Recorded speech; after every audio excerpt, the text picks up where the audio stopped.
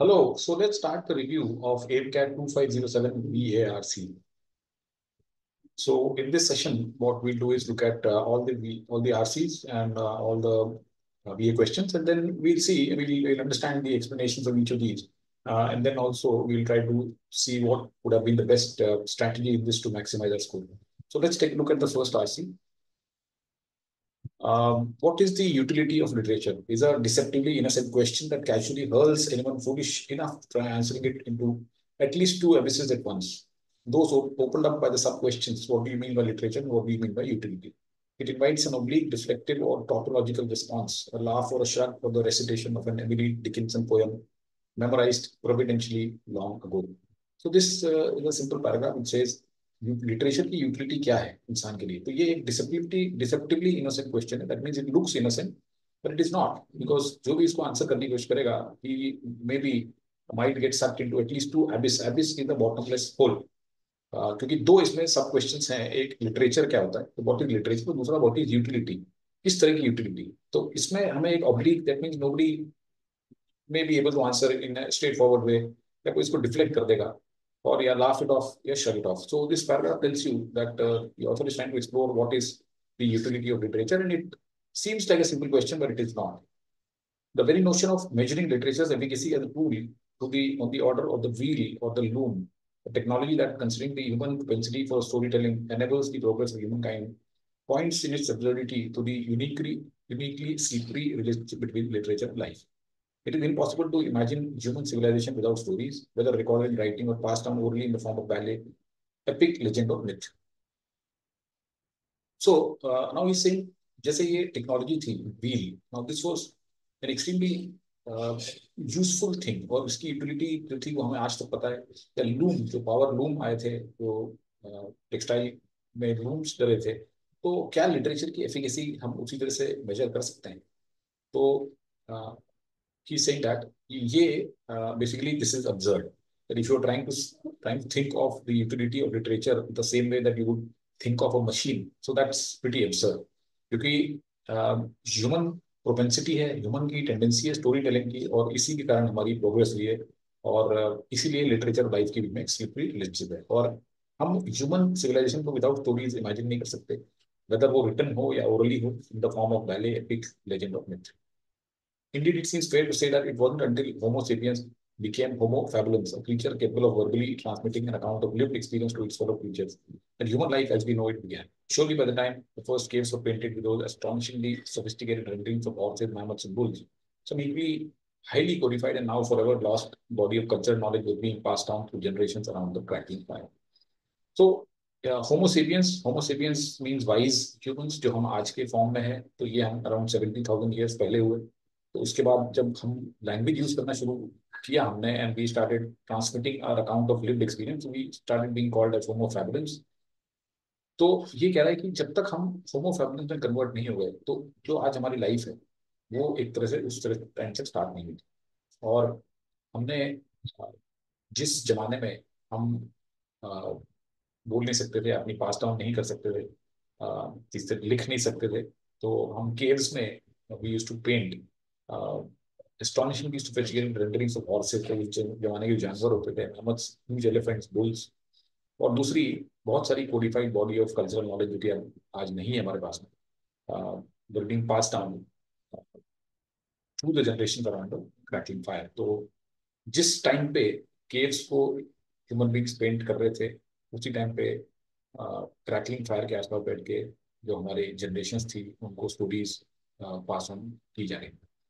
So here in this paragraph is trying to say कि literature की utility भले ही किसी मशीन जैसे व्हील या लूम जैसे नहीं हो लेकिन अगर इस तरह से हम सोचते भी हैं तो that's absurd and ultimately when we started transmitting the stories then we really got change from homo sapiens to homo fabulans. और जिस जमाने में लोग केव पेंटिंग करते थे उस जमाने में लोग फायर के अराउंड स्टोरीज भी जनरेशंस को पास डाउन करते थे. Literature is life long lost twin it's hidden velvet lining it's mournful coast. The relationship between the two can be expressed only as a metaphor, permanently equivocal and impossible to pin down. But whatever genetic mutation or angelic blessing or demonic curse gave rise to this human drive to recreate our lived experience in language and share that creation with our fellow hairless primates, we are stuck with it now. Literature may not be in strict sense useful may even by its nature mock usefulness as a category, aligning itself first with pleasure, idleness, and play. But its necessity seems self-evident from the mere fact of its continued existence, so inextricably bound up with our species. So literature को इसने life का long lost twin बताया, उसकी hidden velvet lining है और उसका माउंटफुल host भी है। और ये रिलेशनशिप जो है दोनों की, ये इक्विवोकल है। That means we can not really define it, it is impossible to pin down. So it's not very very clear. लेकिन जैसे भी इसका ओरिजिन हुआ था, ये जो यहाँ बताया गया whatever genetic mutation, angelic blessing, demonic curse, that means पीछे पर गए किसी न किसी मोमेंट में तो ये स्टार्ट हुआ हुआ। तो जिस भी मोमेंट में स्टार्ट हुआ, जब भी स्टार्ट हुआ, तो अब हम we are stuck with it now. तो भले ही वो स्ट्रिक्ट सेंस में यूजफुल नहीं हो, क्योंकि उसको हम प्लेजर, आइडलनेस और प्ले से एसोसिएट करते हैं, लेकिन इसकी नेसेसिटी इसी बात से अंडरस्टूड है कि ये इसकी कंटिन्यूड एग्जिस्टेंस है। कोई चीज अगर यूजफुल नहीं होती इंसान के लिए, तो अभी तक वो क्यों चलती। So inextricably bound with our species own, तो ये हमारी लाइफ में इतना इन एक्सट्रिकेबली मीन्स इसको हम अब नहीं हटा सकते। That means it is bound with our species. So the whole point of this paragraph, literature और लाइफ के बीच में रिलेशनशिप जो है वो उसको उसको हम बहुत क्लियरली डिफाइन नहीं कर सकते। लेकिन जब भी इसका ये स्टार्ट हुआ, लेकिन अब now we are stuck with it. Literature को लोग एसोसिएट करते हैं प्लेजर, आइडलनेस ऑफ प्लेस है, लेकिन ये बहुत नेसेसरी है, और उसकी नेसेसिटी इसी बात से एविडेंट है कि अभी तक हमारे साथ है, and we have not lost it. Poetry makes nothing happen, wrote W.H. Auden in a poem on the occasion of William Butler Yeats' death in 1939. It's a line that's often quoted out of context, as a critique of inward-looking hermeticism of literary culture. And to be sure, Auden was in part mourning the incapacity of even the most politically engaged art to stave off the awful fate looming over Europe at a time. But the rest of the stanza makes it clear just how important this nothing that poetry enables is to the survival of human culture. तो यहाँ पे एक contradiction है। इन्होंने start किया ये paragraph, poetry makes nothing happen, ऐसा W.H. Orton ने कहा था अपनी पोएम में, जब एक दूसरे पोएट की डेथ हुई थी। तो इसको अब अगर हम लिटरली देखेंगे तो it makes nothing happen means this guy is saying कि पोएट्री से कुछ नहीं होता। और इसीलिए ये लाइन काफी बार आउट ऑफ कॉन्टेक्स्ट कोट होती है। तो ये बात तो सही है कि ऑर्डन जो था वो, क्योंकि उस टाइम 1939 में second world war was going on, right, and whatever the most politically engaged art, even the most politically engaged art जो थी, वो उस वॉर को नहीं रोक पाई, और जो ऑफुल फेट था यूरोप के ऊपर उसको बचा नहीं पाई। तो उस तरह से देखा जाए तो एक तरह से कह सकते हैं कि he was mourning the incapability of poetry और art to prevent such world war. But the rest of the standard makes it clear how important is nothing that poetry enables. लेकिन ये बात का इसका स्टैंडा है पूरी पोएट्री का, वो बताता है कि अब ये कितनी इंपॉर्टेंट है ह्यूमन सर्वाइवल के। Literature is a record we have of conversation between those of us alive now on earth and everyone who's come before and will come after. The cumulative repository of humanity's knowledge, wonder, curiosity, passion, rage, grief, and delight. It is as useless as a spun sugar snowflake and as practical as a Swiss army knife, or in Kafka's stunning description of what a book should be like, an ice axe to break the sea frozen inside us. I couldn't tell you exactly what shelf in the utility closet that equipment for living occupied, but I suspect none of us storytelling apes would survive for long without it.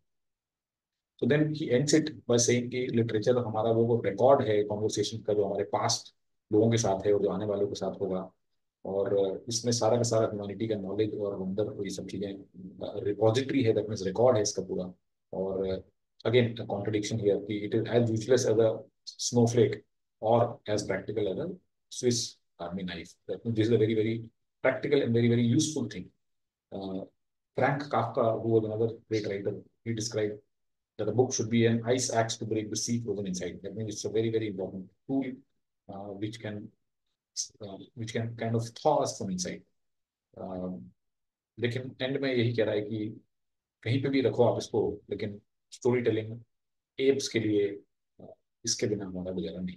So this passage is a beautiful passage written about the utility of literature, and it's kind of presented in a way that's contradictory.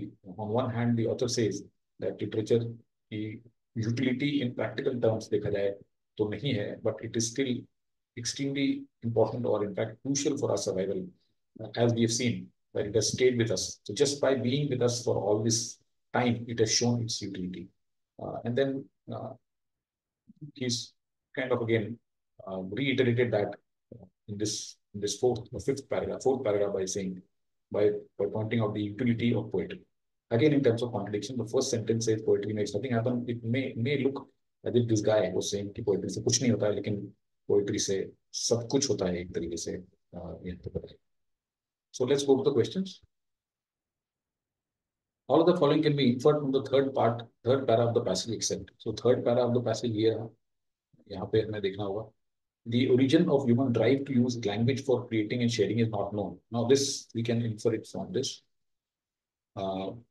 Whatever genetic mutation or angelic blessing or demonic curse gave rise to this human drive. So which means that author is not sure कि ये कब start हुआ और इसका source क्या है. So ये तो infer कर सकते हैं, इसलिए it's not the answer. Pleasure, idleness and play may not be aligned with usefulness. ये भी यहाँ पे बताया हुआ है कि mock usefulness as a category align itself first with pleasure, idleness and play. That means ये कोई useful चीजें नहीं है, तो ये भी infer कर सकते हैं. Relationship between life and literature is ambiguous. ये बहुत clearly यहाँ पे बताया है, permanently equivocal and impossible to pin down, which means it is ambiguous, it is not clear. So this also is given. Correct answer is 4. The necessity of literature is not a cause for its continued existence. In fact, necessity of literature is a cause for its continued existence. ये यहाँ पे बताया इसमें. Its necessity seems self-evident from the mere fact of its continued existence. कि जो चीज हमारे साथ अभी एग्जिस्ट कर रही है, जिसको हम छोड़ नहीं पाए आज तक, तो that itself shows that how necessary it is for us. Right? So B was the correct answer. Let's go to the next question. The form of the passage. Laudatory means praising. So he is definitely praising literature. He's saying humans cannot survive without it. So definitely he's praising. Critical, he's not being critical about it. He's not finding faults in literature. Neutral, he's obviously not neutral. He's saying it definitely helps to survive. And he's neither doubtful or skeptical. So easy to pick this answer. So easy. I think both of these questions were, I would label it as easy, and one should have got them correct. In the last line of the second para, surely by the time the crackling fire, the author is trying to assert. Now this looks like a tricky question. Tricky in the sense कि straightforward नहीं हो सकता है. ये यहाँ पे जो sentence है, इससे हमें infer करना है. Let's go there. Surely by the time first caves were painted with those astonishingly sophisticated renderings of horses, mammoths and bulls, some equally highly codified and now forever lost body of cultural knowledge were being passed down through the generations around the crackling fire. तो जिस time तक first केव, हम human beings केव paint करते थे, और बहुत अच्छी तरीके से सोफिस्टिकेटेड पेंटिंग्स थी इन लोगों की. जब ये चल रहा था, उसी टाइम पे एक body of cultural knowledge which was being passed down, it was highly codified and now forever lost, because obviously उस टाइम पे written word नहीं होता था. People used to just tell stories orally. So this was being passed down through the generations around the crackling fire. तो ये लोग रात को फायर के आसपास बैठते थे. After their day's work was done, and they used to share stories. तो इस तरह की कुछ बात इसमें हो रही है. So is he trying to say that storytelling started with the first cave paintings?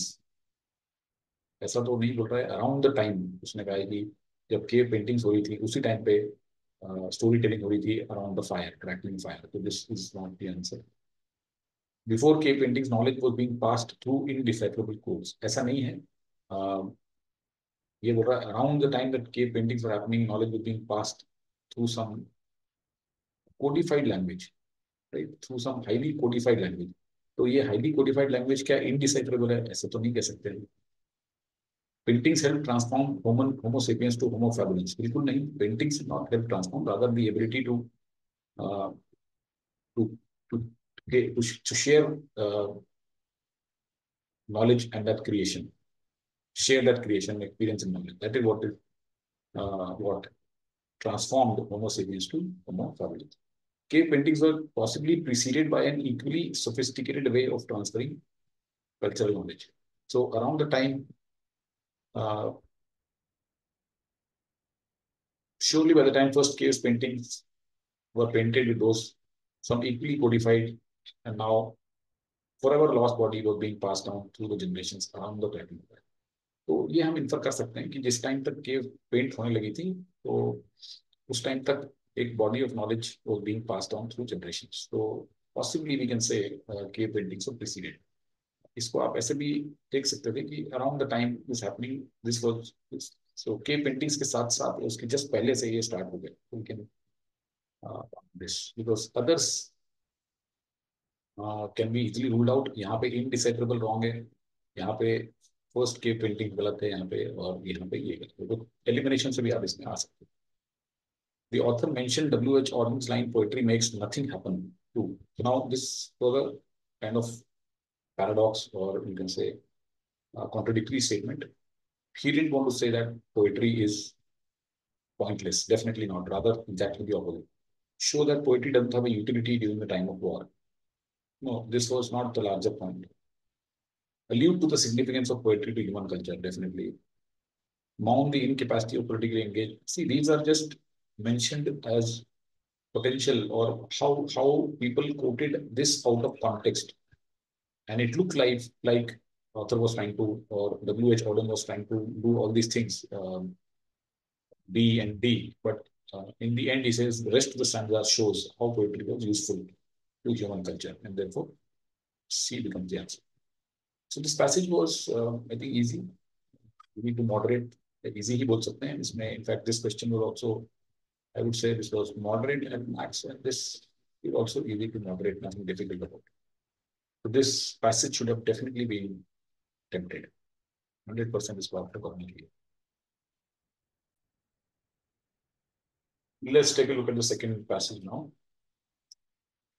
60 years ago, in August, one of the greatest and most violent upheavals of the 20th century took place on the Indian subcontinent. It was an event whose consequences were entirely unexpected, whose meaning was never fully spelled out or understood either by the politicians who took the decision or the millions of Muslims, Hindus, and Sikhs who were to become its victims. In 1947, faced with irreconcilable differences over the demand for a separate state for India's Muslims, Britain decided, with the consent of a majority of India's political leaders, to partition the country and give each bit its independence. Strategy followed. The breakup of Britain's Indian empire involved the movement of some 12 million people, uprooted, ordered out, of fleeing their homes and seeking safety. Hundreds of thousands of people were killed. So this passage talks about the partition, which is being labeled here as one of the greatest and most violent upheavals of 20th century.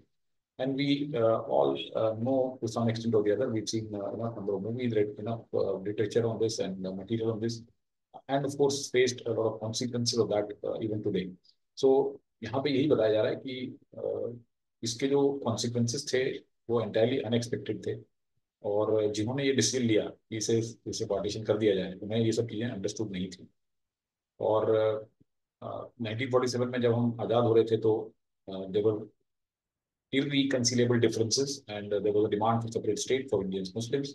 Britain decide किया India के major political leaders के साथ में मिलके, with the consent of those people, to partition the country and give each bit its independence. और उसके बाद क्या ट्रेजेडी हुई हमें पता है. Breakup of Britain's Indian empire involve movement of some 12 million people. So Pakistan में जो थे लोग वो इधर आए, इधर वाले उधर गए. दे वर uprooted, ordered out.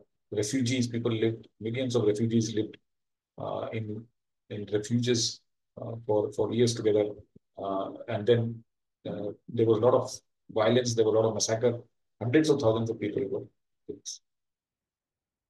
Yasmin Khan, a British historian, written a riveting book on this terrible story. It is unusual for two reasons. It is composed with flair, quite unlike the dense academic plodding that modern Indian history usually delivers.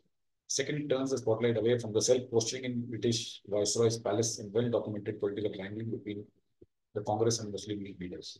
Instead, it focuses on broader canvas that leads the reader through the confusion, the uncertainty, the fear, and eventually the horror faced by those who were soon to become citizens of the two new states, India and Pakistan. Today, the upheaval on both sides of the partition line will be described as ethnic cleansing on a gigantic scale. It left two traumatized, injured nations suspicious and fearful of one another, even to this day, where once there had been one country of loosely interwoven peoples. सो ये एक नई book आई है, यास्मीन खान है, British historian, जिन्होंने बहुत अच्छी तरीके से लिखी. Riveting means it holds your interest इस स्टोरी के ऊपर. और this is different from the usual history की जो बुक्स है, वो बड़ी डल होती हैं, डेंस होती हैं, लेकिन this is very different. And ये जो सेल्फ क्वेश्चन हुई थी ब्रिटिश वॉचरॉय के पैलेस में उस टाइम पे, और कांग्रेस और मुस्लिम लीडर्स के बीच में जो अनबन थी, रैंगलिंग थी, जो wrangling means in the sense one was trying to extract something out of the other, or negotiations you can say, छीना झपटी you can say, जो चल रही थी, तो इससे स्पॉटलाइट उन्होंने दूर कर दिया है और काफी ब्रॉडर कैनवस दिया है, जो कि रीडर को उस कंफ्यूजन और उस टाइम पे जो जो हुआ उसको काफी अच्छे से डिस्क्राइब करेगा. And this was basically being described as a ethnic cleansing. That means people of certain communities were being killed en masse, और उसके बाद में दो ट्रॉमेटाइज्ड इंजर्ड नेशंस आ गए, और जो आज तक एक दूसरे से fearful and suspicious हैं, and we all know where things stand today as a relationship between the two countries. जो कि एक जमाने में एक कंट्री थी लूजली इंटरवोवन पीपल्स की, वो आज टोटली स्प्लिट होके, और they are two bitter enemies, right? And countries like China take advantage of this, and और हमारे लिए बहुत सारी प्रॉब्लम क्रिएट करते हैं. The decision to divide India on religious lines was taken with regret, but little foreboding. It carried out with outrageous haste and concern by the British government and its viceroy in India, Lord Liverpool. Asked by journalists if he foresaw any mass transfer of population, he said, "Personally, I don't see it. Some measure of transfer will come about in a natural way. Perhaps government will transfer population."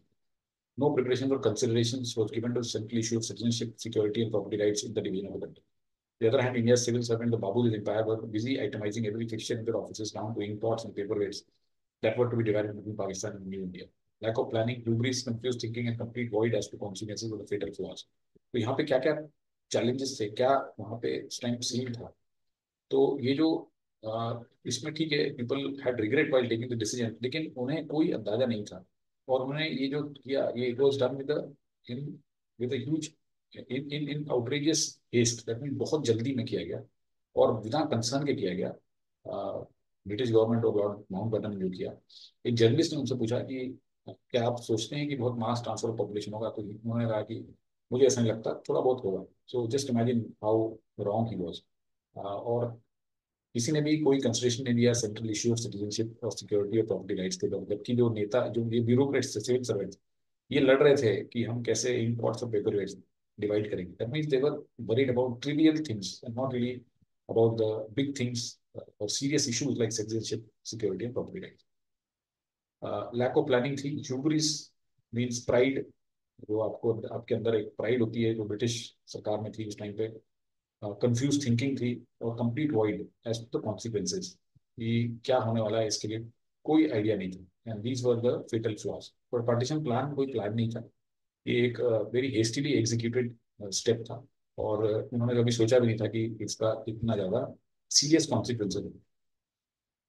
The illusion of partition are not overlooked by Ms. Khan, including the premise that a common religion is strong enough glue to hold different and suppressed ethnic groups together in a nation state. Bangladesh once sees Pakistan as the prime example of how wrong that premise can. Above all, she nails the propaganda lie that the transfer of power in India was an example of peaceful decolonization that the rest of the world would follow. The unruly end of empire in South Asia was a shock of ethnic proportion, she writes. It was ill-conceived, unplanned, and just only escaped from spiraling into an even more devastating civil war. So illusions क्या थे party, ये premise.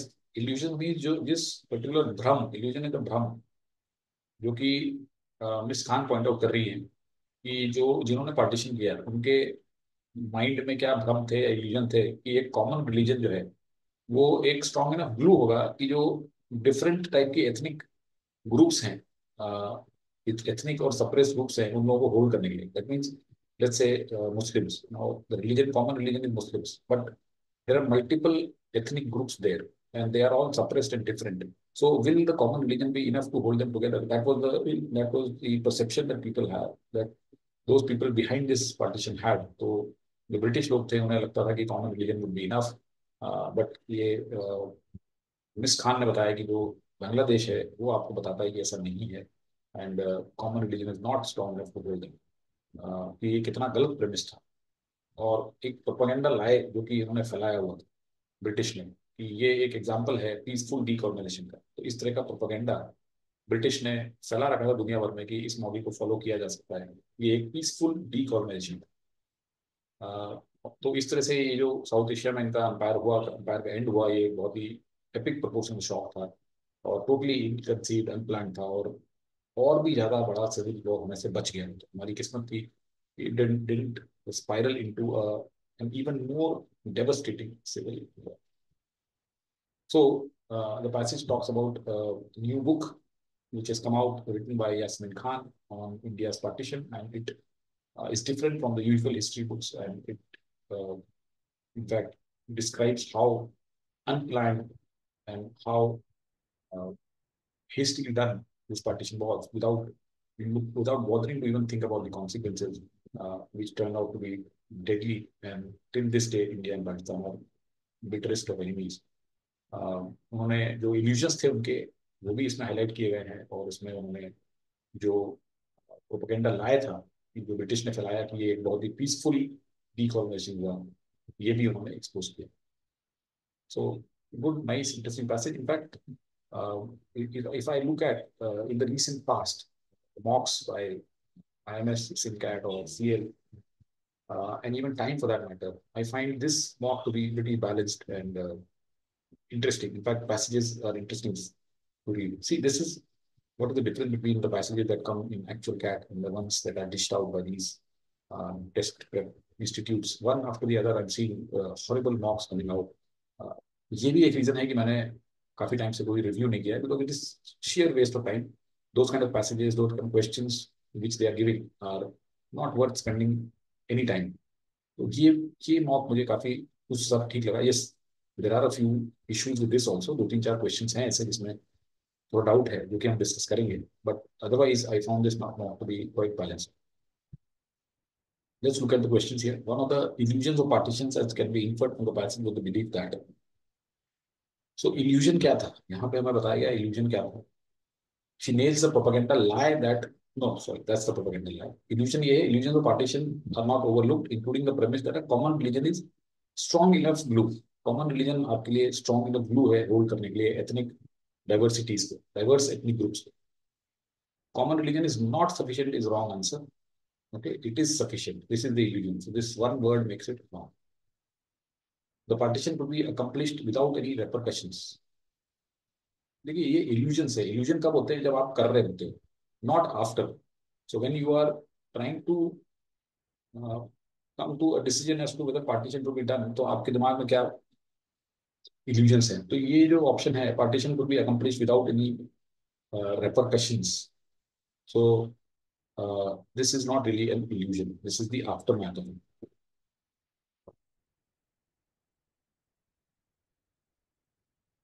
The British had partitioned the country in the best possible manner. So ये again, this is also aftermath. This also talks about ये बाद में क्या हुआ. Right? So this was not an illusion again. Shared beliefs can bind a nation together. Yes, shared belief, common belief can bind a nation together despite ethnic diversity. This was the illusion, one of the illusions of partition. So D becomes the correct answer. Right? यहाँ से straightforward आ जाएगा. The illusions were not overlooked, including the premise that common religion is strong enough to, right? And then we come to the propaganda lie. तो ये एक ही illusion की बात करते हैं यहाँ पे, and which is correctly mentioned in fourth. Lord Mountbatten's response to the journalist regarding the partition of India on religious lines shows that. Lord Mountbatten ने कहा, उनसे पूछा गया कि क्या आप एक्सपेक्ट कर रहे हैं कि बहुत ज्यादा मास ट्रांसफर होगा, तो उन्होंने कहा नहीं, ऐसा कुछ नहीं है, मुझे नहीं लगता कि इतना ज्यादा ट्रांसफर होगा, और जो भी होगा नेचुरल होगा. So this shows that event was unplanned and rushed through with no concern for consequences. Okay. He foresaw to some extent that the problem that followed, ये तो बिल्कुल ही गलत है. The British regretted their decision. ये तो exactly reverse of what the reality was. इनका जो propaganda लाया था वो ये था कि हमने बहुत अच्छी तरह से decolonize किया है. The major issues were ignored by the minor ones were catered to meticulously. तो ये बताया जरूर है वहां पे कि जो हमारे ब्यूरोक्रेट्स थे वो लड़ रहे थे इम्पोर्ट और पेपर वेट को स्प्लिट करने में, माइनर वंस को बहुत ज्यादा मेटिकुलसली केटर कर रहे थे, लेकिन मेजर इश्यूज जैसे सिटीजनशिप और प्रॉपर्टी और चीजों को इग्नोर कर रहे थे. But this is not given with response to this particular question. ये जो लॉर्ड माउंटबेटन है, इन्होंने जर्नलिस्ट से पूछा कि क्या मास ट्रांसफर होगा, इन्होंने कहा नहीं, ऐसा कुछ नहीं है. तो नो प्रिपरेशन और consideration was given to the central issue. This is a different thought, a different idea. This is not connected to this journalist and Mountbatten issue. So therefore, this is also wrong. Correct answer was A here. All the following are the reviewer's opinion of the book by Yasmin Khan except. The book offers a different perspective on an old issue. Yes, different perspective है. कई बार बोला उसने. The book is critical of the British. Yes, मैं criticize किया British को जिस तरीके से handle हुआ ये. Author dwells on the plight of the people caught up in unfortunate event. Yes, इसलिए भी बिल्कुल कई बार बताया. Like the other books, it is dull and pedantic. Obviously not. It is different from the other history books. यहाँ लिखा हुआ साफ साफ इसमें. It is composed with flair, quite unlike the dense academic plodding that modern Indian history usually delivers. So this definitely becomes your, it's a very easy question, I would say. This is a very easy question. And if you look at these two questions, again, they were, I would say, easy or easy to moderate questions. Easy ही है, in fact. Uh, let's look at the last one. The propaganda lie, according to Ms. Khan. ये question थोड़ा सा tricky था.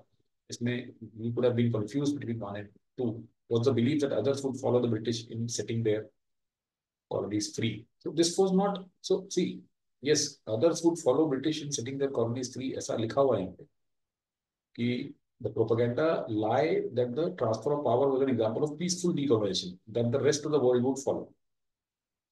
So this was the propaganda lie that the transfer of power in India was an example of peaceful decolonization that the rest of the world would follow. Which means propaganda lie क्या था कि India का जो decolonization था वो काफी hassle free था और peacefully किया गया.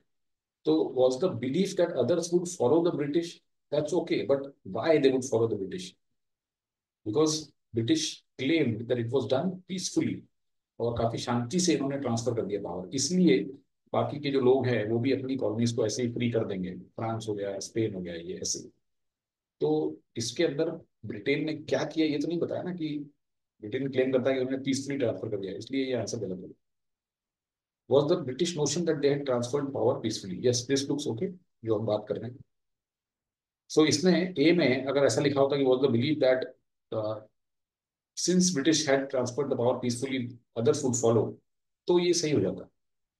लेकिन यहाँ पे ये तो बताया नहीं है कि power transfer peacefully, that is crucial for this question. Therefore, A was wrong and B is looks okay. Is ill-conceived and unplanned partition. This is not the propaganda lie. Was a shock of a person. Propaganda lie क्या होता है? Propaganda क्या होता है? Propaganda means जो कि एक government जो भी एक इंफॉर्मेशन स्प्रेड करती है अपना इंटरेस्ट फर्दर करने के लिए. Propaganda is something which any government और एनी रूलिंग डिस्पेंसेशन और एनी रेजिम यूजेस ताकि लोगों को अपना पॉइंट ऑफ व्यू वो प्रमोट कर सके. So every every government does it, every party in power does it. तो जो उनके प्रोपेगेंडा होते हैं, जो उन्हें फैलाने होते हैं, जो चीज़ उन्हें चलानी होती है और वही वो फैलाते हैं, चाहे सही हो या झूठ हो, that is called propaganda. So let's go to the second, so third passage. Both the passages were easy, I think. In fact, ये एक ऐसी मॉक है जिसमें will be spoiled for choice. कौन सा करें, कौन सा छोड़े. Third passage comes up. Sports are many things, and one of those things is an imitation of heroic culture. They mimic the martial world. They fabricate the condition of war. This fabrication is in many ways a good thing, necessary to the health of society. But it seems to me that Plato was right. The desire for glory is part of almost everyone's spirit. Plato called this desire thymos and associated its ascendancy and celebration with Homer. The major objective of his great work, The Republic, is to show how for a civilization truly to thrive, it must find a way to make the drive for glory subordinate to reason. Okay, so sports or heroic culture or war, martial world means जो fighting होती है, military world, उसके बीच में comparison किया गया है. तो sports एक तरह से हीरोइक कल्चर को इमिटेट करते हैं, वॉर की कंडीशन को फैब्रिकेट किया जाता है. तो हमें पता है कि इंडिया पाकिस्तान जब क्रिकेट मैच भी खेलते हैं तो इट्स ऑलमोस्ट लाइक वॉर. और कई कई हिसाब से ये चीज़ अच्छी भी है और हेल्थ ऑफ द सोसाइटी के लिए, ये कह रहा है Plato, the great philosopher of Greece. तो ऑथर कह रहा है कि मुझे लगता है प्लेटो सही था. उसने कहा desire for glory is almost part of everyone spirit. तो हर आदमी चाहता है कि उसे ग्लोरी मिले, उसका नाम हो, लोग उसे जाने. इस डिजायर को लोग थाइमोस, लोग नहीं, प्लेटो ने कहा थाइमोस. और इसकी असेंडेंसी एंड सेलिब्रेशन जो था वो होमर, होमर वो द पोएट. इसकी इलियाड और ओडिसी ये दो बहुत फेमस वर्क्स हैं, इसके बहुत ही सेमिनल वर्क्स हैं. एंड इसको इनफैक्ट काफी जगह रेफर करते हैं. Many passages you might find the references to Iliad and Odyssey. In fact इस पर्टिकुलर मॉक में भी एक पैरा समरी है जो जिसमें इन दोनों का मेंशन है. सो इसमें जो प्लेटो ने, Plato was of course after the time of Iliad. तो उसने जो इस कॉन्सेप्ट है डिजायर, जिसको थाइमोस बोला है, तो इसको एसोसिएट किया होमर से. और प्लेटो का एक ग्रेट वर्क है, प्लेटो का एक बहुत फेमस वर्क है रिपब्लिक. उसमें उसने बताया है कि अगर सिविलाइजेशन को थ्राइव करना है तो उसको drive for glory should be subordinate to reason. That means drive for glory should not become an all-consuming drive for people that defies all reasons. So, मतलब अल्टीमेटली रीजन मीन्स अकल से काम लेना है. You can't make the drive for glory your and all and be all for existence. तो प्लेटो ने इस particular paragraph में स्पोर्ट्स को एसोसिएट किया गया था वॉर से, और ये कहा गया है कि ग्लोरी की इच्छा हर एक किसी को होती है, और इसको थाइमोस कहा उसने, और इसको एसोसिएट किया है होमर से. लेकिन अपनी जो बुक थी उसकी रिपब्लिक, उसमें इसने बताया कि अगर एक सिविलाइजेशन को पढ़ना है तो ये उसको इस तरह की ग्लोरी को रीजन से सबॉर्डिनेट रखना पड़ेगा. मतलब रीजन शुड प्रिवेल. ऐसा नहीं है कि अंधाधुंध आंख बंद करके कहीं से भी लड़ लिए, कुछ भी कर दिया ग्लोरी के लिए. Plato believed that war was sometimes necessary, but that going to war should be up to the rulers, the philosopher kings who have developed their mind fully. Some of us, Plato says, have a hunger for martial renown that surpasses others, and those people are very valuable and very dangerous. They need praise when they fight well. Material rewards don't mean much to them. They need something to keep them occupied when no war is at hand. Sports is a way to do that. ये कह रहे हैं war देखो necessary है कभी कभी, लेकिन ये कौन डिसाइड करेगा? तो रूलर्स और फिलोसफर किंग्स होते हैं जो कि काफी इवॉल्व होते हैं उनका माइंड, तो वो डिसाइड करेंगे. हर आदमी तो नहीं डिसाइड कर सकता. और हमारे लेकिन कई सारे लोग हैं जिन्हें मार्शल रिनाउंस की, उन्हें अपने लड़ने के ऊपर और जो ताकि लड़ाई करके वो फेमस हो, उनकी हंगर होती है कि वो दूसरों से आगे निकल जाए. तो वो लोग वैल्यूएबल तो होते हैं लेकिन वेरी डेंजरस भी होते हैं. तो अगर सोचिए कि कोई इस तरह से हर बार चाहता है कि मेरी जो लड़ाई है और मैं उसमें सबसे आगे रहूं, तो ये अगर जो हमारे स्पोर्ट्स होते हैं, if you just look at it in perspective, तो बॉक्सिंग होता है या रेसलिंग होता है, तो वहाँ पे क्या होता है? वहाँ पे भी आप एक दूसरे से लड़ रहे होते हैं. फेंसिंग है, ऐसे बहुत सारे स्पोर्ट्स हैं where the intention is to show that you excel at martial renown, at martial skills. तो आप लड़ाई में दूसरों से अच्छे हो अलग अलग तरीके से, तो ये लोगों में हंगर होती है. तो अगर इस तरीके के स्पोर्ट्स ना हो, बॉक्सिंग और रेसलिंग और फेंसिंग टाइप के, तो लोग एक दूसरे को ऐसे ही पकड़ पकड़ मारेंगे just to show that they are better than others. तो और इसीलिए प्लेटो कह रहा है कि ये बहुत इंपॉर्टेंट है कि स्पोर्ट्स हो, क्योंकि ये लोगों को प्रेज चाहिए जो विल दे फाइट वेल. इन्हें कोई मटेरियल रिवॉर्ड से कुछ नहीं होता है. और इन्हें ऑक्यूपाई करना है, जब वॉर नहीं है तो क्या करेंगे? अगर लड़ाई नहीं चल रही है तो इन्हें इस तरह की टेंडेंसी को अपने कंट्रोल में रखना है, तो उसके लिए स्पोर्ट्स है. राइट. सो कितना ब्यूटीफुली इसने समझाया है कि जो स्पोर्ट्स का ओरिजिन है वो कैसे है, कि लोगों के अंदर इस तरह की टेंडेंसी होती है कि वो दूसरों से अपने अपनी अपनी वो सुप्रीमेसी दिखाएं लड़ाई में, और अगर वॉर नहीं होगा तो कहाँ दिखाएंगे? तो इसलिए स्पोर्ट्स है. But there are warriors, there are warriors and there are athletes and there are athletes. No, इस तरह का स्टेटमेंट जब भी आपके सामने आए तो आपको इसका मतलब सोचना चाहिए कि हर तरह के लोग होते हैं. ये जो स्टेटमेंट है, it says that there are warriors and there are warriors. That means एक तरफ uh, खराब वाले हैं और एक तरफ अच्छे वाले. I remember a dialogue from a movie Casino Royale. अगर आपने जेम्स बॉन्ड की मूवी देखी हो 2006 की, उसमें डोनाल्ड जो लेटेस्ट बॉन्ड है तो वो था. एंड उसमें उसको दैट लेडी, तो शी शोड इन सूट्स, और उसने कहा their dinner jackets in their dinner jackets. तो I distinctly remember that particular line. So there are warriors and there are warriors. There are athletes and there are athletes. That means कि mostly तो बेकार ही होते हैं, या in the sense they are not worthy of it, but then there are some very good ones also. इसका मतलब ये होता है. In the Western heroic tradition, the paragon of humane warrior is Homer's Hector, prince of the Trojans. He's a fierce fighter, yet as fierce as Hector can be, he is also humane. He's a loving son to his aged parents, a husband who talks on equal terms with his wife, and Andromache, and a tender-hearted father. He and King Priam are the only ones in Troy who treat Helen, the ostensible cause of the war, with kindness. तो ये बताया इसने यहाँ पे कि हर तरह के warriors होते हैं, लेकिन उसमें से एक अलग ही स्टैंड आउट करता है वेस्टर्न ट्रेडिशन में. Paragon mean the ultimate example of human warrior, की मतलब वॉरियर होने के बावजूद. Now this looks like an oxymoron, how can a warrior be human? But Homer की जो का जो कैरेक्टर था हेक्टर, जो कि प्रिंस ऑफ ट्रोजन्स था, ये हमने स्टोरी ट्रॉय और ऐसी टीवी पे आती रहती है, देखी हुई आपने. वो फियर्स फाइटर था लेकिन फिर भी वो ह्यूमन था, काफी ज्यादा काइंड था, और he was a good son, he was a good husband and kind hearted father. और उसका जो किंग प्रियम था, यही दो लोग थे ट्रॉय में जो कि हेलेन को काइंडनेस से ट्रीट करते थे, जबकि हेलेन के कारण ही वॉर हुआ. But the Iliad is not primarily about Hector. It is the poem of Achilles and his ram. अभी एक एकिलिस था वॉरियर. तो एक हेक्टर ने जब एकिलिस के दोस्त को मार दिया तो एकिलिस पागल हो गया. उसने goes on rampage killing every Trojan he can. All humanity lives in, all mercy is gone. When Achilles finally gets to Hector, he slaughters him before the eyes of his parents, Hecuba and Priam, and drags his body across the plains of Troy. तो यहाँ पे जब Hector ने उस poem में या उस particular work में, इलियाड में, उसके डियर फ्रेंड को मार दिया, तो एक्लिस पागल हो गया और उसने सबको मारना शुरू कर दिया। उसकी सारी ह्यूमैनिटी खत्म हो गई, मर्सी खत्म हो गई।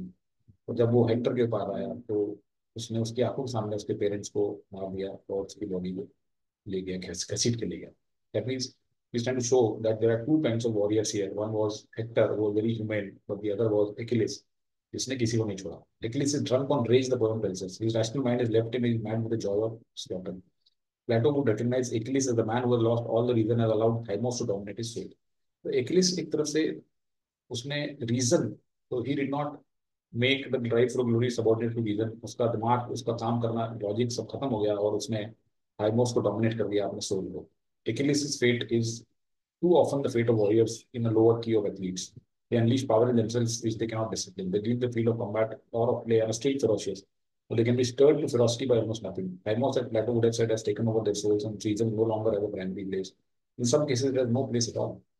तो यही फेट बता रहा है वो कि कुछ हद तक एथलीट्स में भी होता है कि उनके अंदर इस तरह की पावर वो अनलीश कर देते हैं, लेकिन उसको कंट्रोल नहीं कर पाते।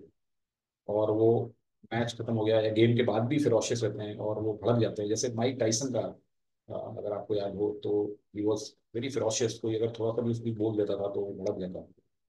तो थाइमोस जो है वो उनके सोल्स के ऊपर अब हावी हो चुका है and reason is no longer there और it has doesn't have the primary place.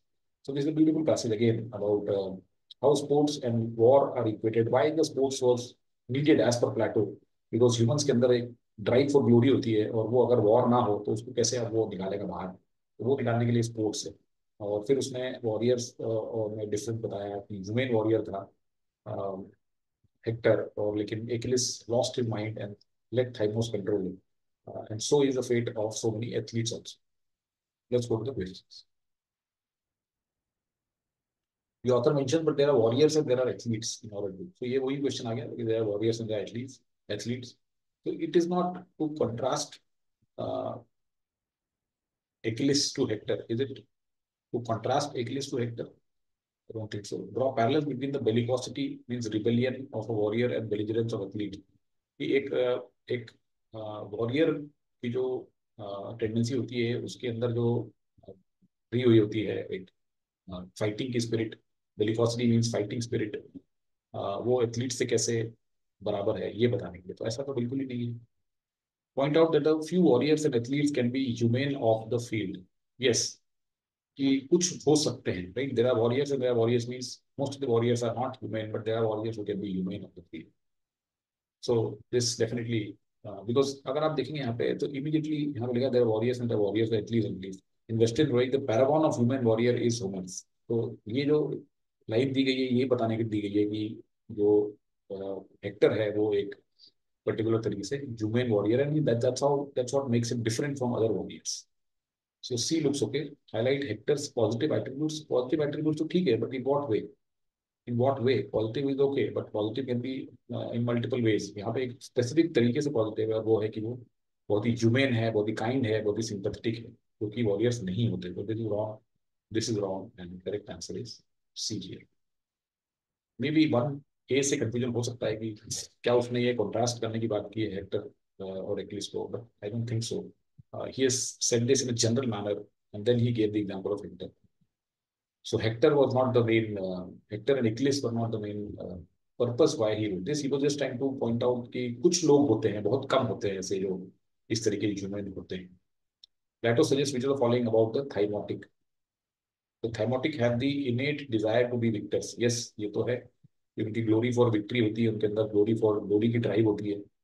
The thymotic cannot modulate their character. Yes, जिनके अंदर ये आ गया तो वो अपना कैरेक्टर चेंज नहीं कर सकते। They cannot discipline themselves. One must give the thymotic drives of soul full recognition. ये तो उल्टा बोल रहा है कि अगर आपकी thymotic drive है तो it should be subordinate to reason, right? The thymotic drive should be subordinate to reason. That means ultimately you should be able to control it. Beyond a point, it is not needed. लेकिन Achilles ने ऐसा नहीं किया. Achilles did not let it be subordinate to reason. Achilles gave the thymotic drive full recognition, in which is why he turned out to be what he was, and therefore this is not correct. So ये भी गलत है, ये भी correct है, सिर्फ A correct है.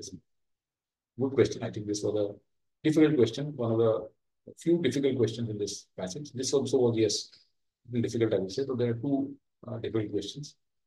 Which of the following statement about Achilles can be inferred? He is both a warrior, man of thought and feeling. Absolutely not. बिल्कुल गलत. His drive for glory is tempered with critical reflection. No, अगर critical reflection कर रहा होता तो रुक जाता वो. His murderous spree is justified as a retaliation for Patroclus' death. Yes, कि उसकी जो murderous spree है वो अपने आप को उसको justify कर रहा था because उसके when Achilles, after Achilles kills, Hector kills Achilles' friend, he goes on rampage killing every Trojan, all humanity lives in, all mercy is gone. मतलब ये सोच रहा था कि पूरे इसका बदला मुझे ही लेना है. ठीक, वो तेरे भाई का, तेरे इसका, तेरे उसका, सबका बदला लेके तो तेरा वो इसी तरह का डायलॉग था एक पिक्चर में नवाजुद्दीन सिद्दीकी का, राइट. सो उसी तरह से है कि his murderous spree is justified as a retaliation for Patroclus' death. His ability to go berserk is inseparable from his greatness as a warrior. Ability to go berserk is inseparable from his greatness, ऐसा तो नहीं है. तो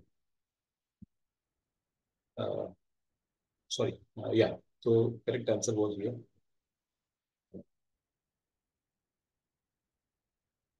Okay. I think there's some issue here. Sorry. My his murderous spree is justified as a retaliation for Patroclus. Sorry, I think I made a mistake here. This murderous spree is not justified by the author. His murderous spree is justified within his mind. Okay, so I think we'll correct this because I think I kind of jumped the gun. और his murderous spree is justified by himself अगर लिखा होता तो ये answer सही होता.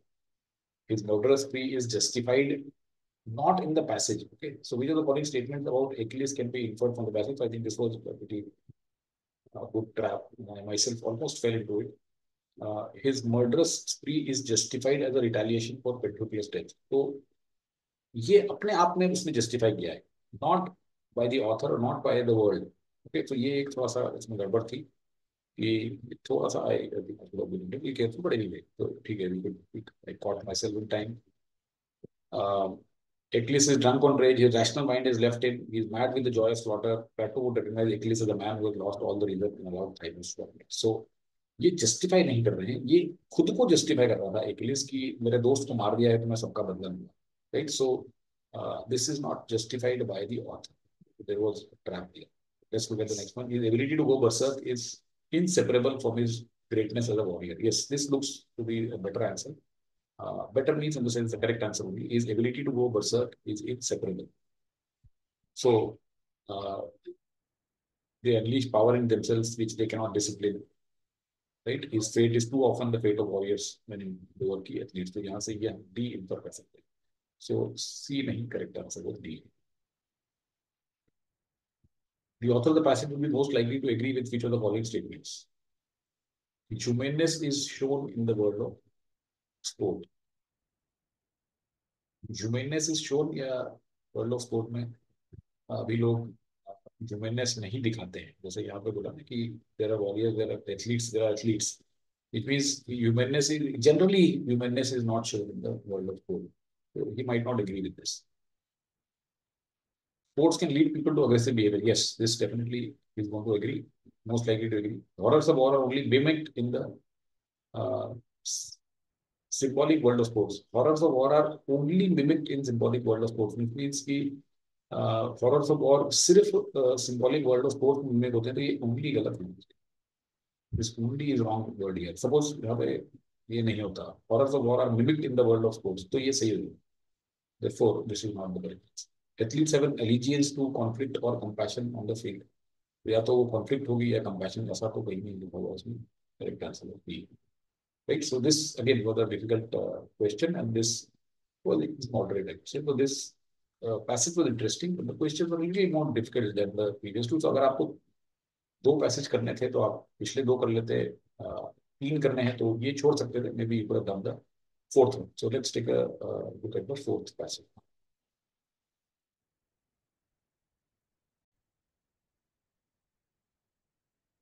One day in 1995, a middle-aged man robbed two Pittsburgh banks in broad daylight without a mask, smiling at surveillance cameras before walking out. Later that night, police arrested a surprised MacArthur Wheeler.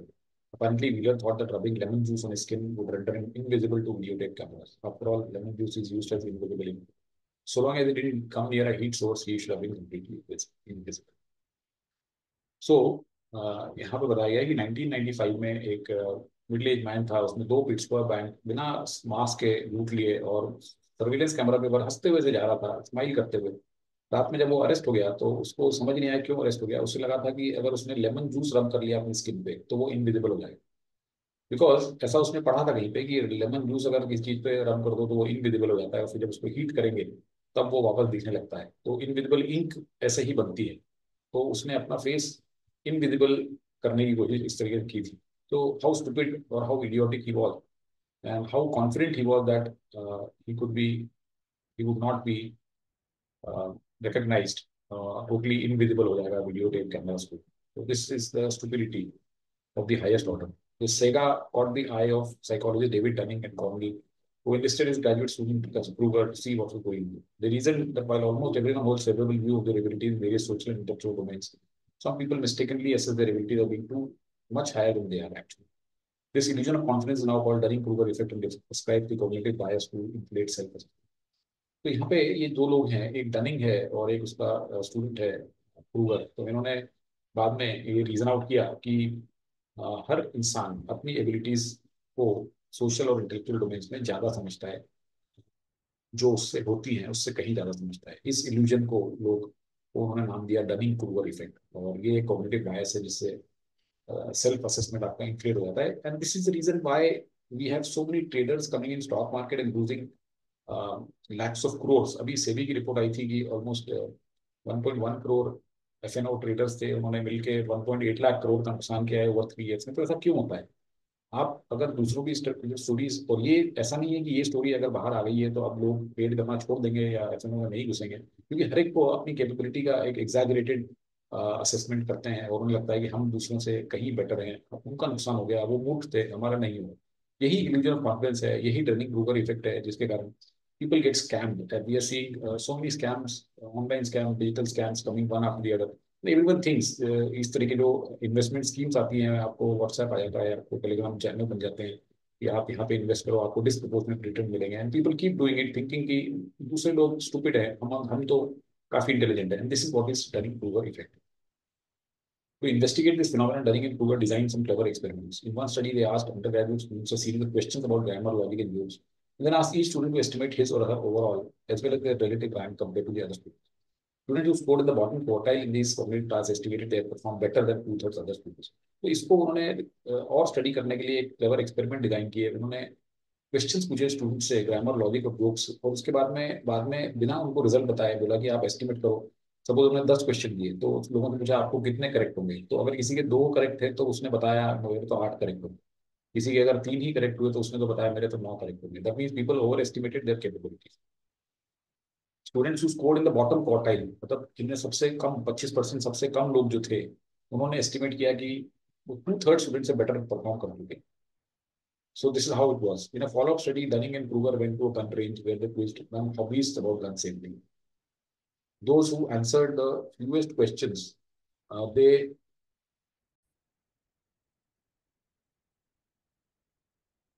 so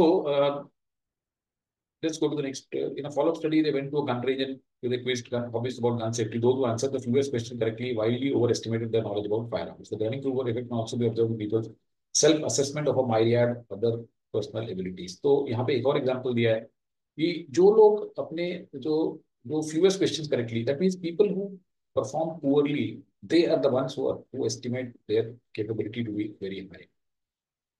Sure, it's typical to for people to overestimate the capability. Problem is when people are incompetent. Not only they reach wrong conclusions, they make unfortunate choices, but also they are robbed of the ability to realize their mistakes.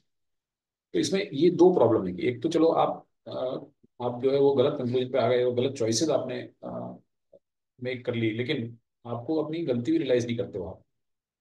Interestingly, really smart people also fail to accurately self-assess their capability. In their classic study, Dunning and Kruger found that high-performing students whose cognitive scores were in top quartile underestimated their relative competence.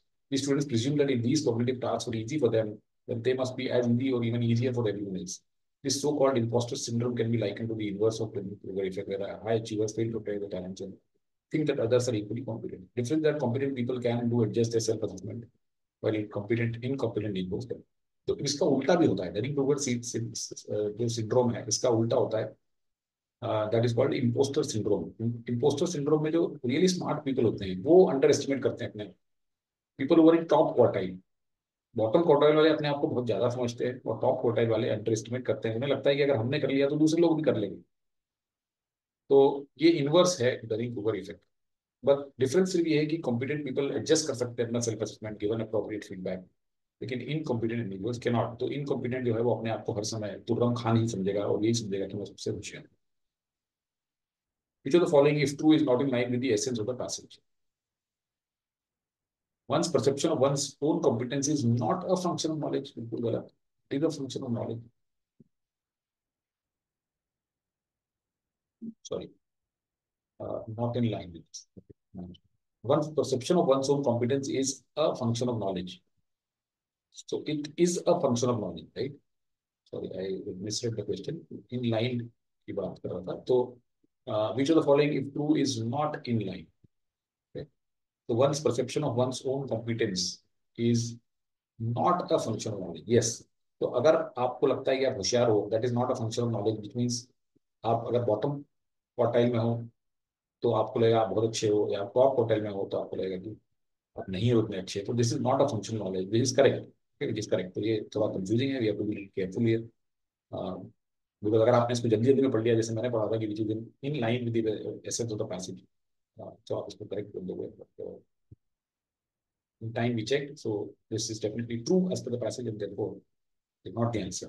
Knowledge is not a prerequisite for confidence. Yes, ये भी वही है जो ये बात कर रहा है, वही ये सेंटेंस भी बोल रहा है. Therefore this is also correct. Incompetence breeds an irrational confidence. Yes, incompetent हो तो आपको एक irrational confidence breed हो जाता है, तो ये भी सही है.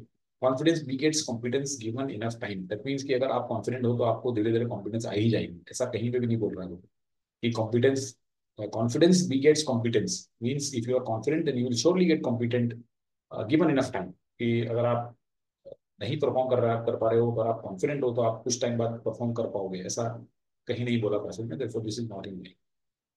Which of the following is consistent with the imposter syndrome? Imposter syndrome में जो अच्छे स्टूडेंट होते हैं वो अपने आप को थोड़ा कमजोर समझते हैं. A violin prodigy who thinks everyone can learn to play the violin just as quickly as she did. So violin prodigy means some a very very super talent. Prodigy means somebody who is endowed with exceptional talent. तो एक violin बजाने वाली है या बजाने वाला है, वाली है, उसे लगता है कि यार सारे लोग ही अच्छे से बजा सकते हैं, इसमें क्या जितनी मैंने क्विकली सीखा बाकी लोग भी सीख लेंगे. तो this is definitely consistent with imposter syndrome. So we can keep this. Successful sports person who believe that hard work and not talent is key. No, hard work and not talent ऐसा करके इसमें नहीं बताया गया है difference. Manager with great leadership quality who encourages each one of his team members is a totally different situation. Teacher who thinks that every student has potential is a different situation. One is the right answer. एक violin talented violin player है, उसको लगता है बाकी लोग भी इतने मेरे जल्दी सीख लेंगे क्योंकि मैंने भी सीख लिया. तो this definitely consistent with impostor syndrome. तो इसमें ये वाला क्वेश्चन जो था ये आप मॉडरेट बोल सकते हो. मॉडरेट भी नहीं, इजी टू मॉडरेट ही बोल सकते हो. ये क्वेश्चन इसमें इजी ही था. The Dunning-Kruger effect as described in the passage is best represented by students who scored in bottom quartile in cognitive tasks estimated they had performed better than most. Yes, very clearly this should be the answer. Good students are more accurate when it comes to predicting their scores. ऐसा तो कुछ नहीं है. Good students are more accurate. तो best तो नहीं है ये. Gun hobbyist quiz low show limited awareness नहीं है. Bad student generally predict lower score, उल्टा बोल रहा है, higher score. Correct answer A है. Again easy question, very easy question. तो तीनों क्वेश्चन में बहुत स्ट्रेट फॉरवर्ड थे, इसमें कुछ भी नहीं था. आई थिंक ये पैसेज डेफिनेटली करना चाहिए था. 3 पैसेज कर सकते थे वैसे इस वाले मॉक में. The author mention the example of MacArthur wheeler two demonstrate that it is silly to believe that lemon juice makes someone invisible. ये पॉइंट नहीं है. This was taking it very narrowly कि इट इज सिली टू. ये point नहीं है author का कि अगर कि आप लेमन जूस लगा लो तो इनविजिबल नहीं होगे. This is not what he trying to convey. The ignorant are generally confident about the most outrageous ideas. Looks okay. It is possible to find those who overestimate their abilities by a substantial margin. Fine. Almost everyone holds very favorable view of their abilities in various intellectual and social domains.